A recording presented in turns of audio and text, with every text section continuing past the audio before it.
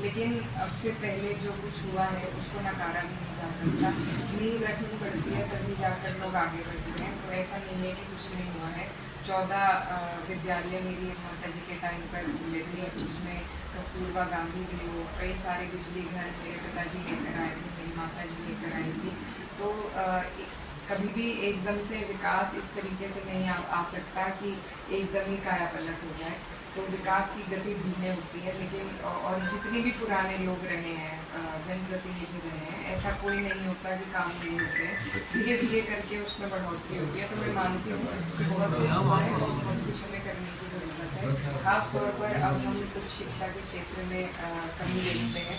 School हमारे यहाँ पर बहुत हैं, जो सरकारी स्कूल हैं उन्हें सरकार चलाती नहीं है सुचारू रूप से, और प्राइवेट स्कूल्स बहुत खुल गए हैं। लेकिन उसके बाद एक रुकावट है, हमारी जो महिलाएं हैं खास तौर पर उनकी शिक्षा रुक जाती है, क्योंकि वो बाहर नहीं जा सकती, उन्हें कोई बाहर भेजना नहीं चाहता एक उम्र के बाद।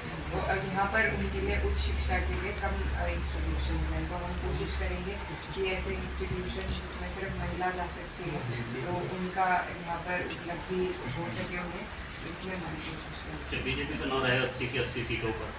तो पिछली बार 64 सीटें जीत भी गई थी बीजेपी, इस बार 80 की 64 शायद जीत गई थी। 15 बीजेपी बसपा और सपा अलायंस को मिली थी और एक कांग्रेस को। इस बार कैसा देखती हैं आप, सीटें घटेंगी क्या बढ़ेंगी? इस बार तो आधी भी नहीं आधी होंगी, और हमें जैसे जैसे अगले चरण में हमारा चुनाव पहुंचता जा रहा है, तो उस तरीके से हमें ये दिख रहा है कि हर चरण में घटती जा रही है भाजपा की सीटें। और अगर ये भी रुझान रहे तो हमें उम्मीद है कि 50+ इंडिया गठबंधन है।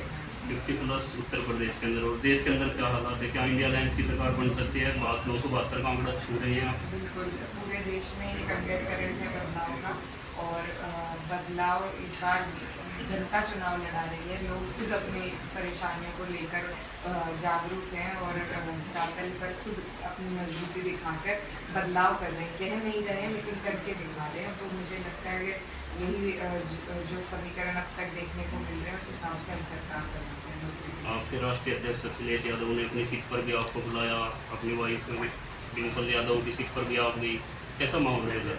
बहुत अच्छा माहौल है, और पिछली बार हार गई थी डिम्पल यादव कन्नौज से। जी देखिए, वो चुनाव और था, उस तब तक हमारे लोग थोड़ा बहकावे में थे। अब सबकी आंखें खुल गई हैं, क्या रोज़गार मिला है, किस तर्ज पर महंगाई पहुंच गई है, किस तरीके से किसान परेशान है। सारे ही जो मुद्दे हैं हमारे युवाओं की बेरोज़गारी है, सबके सामने है। और इनके पास भर्ती होते हुए जिस तरीके से अभी खाली पड़ी है, रिक्त स्थान पड़े हैं सरकारी नौकरियों में, और अगर कोई निकलती है भर्ती तो पेपर लीक हो जाते हैं। तो ये जो चीज़ें हैं ये अब जनता देख रही है, और अब मुद्दों की राजनीति का वक्त है। तो वो दूसरा दौर था। अब इस चुनाव में उस चुनाव में ज़मीन आसमान का फर्क है। इस बार कोई मोदी फैक्टर नहीं है, कोई इस तरीके की लहर नहीं है। इस बार लहर है तो बदलाव की है, और इंडिया गठबंधन। बहुत बहुत शुक्रिया समय देने के लिए।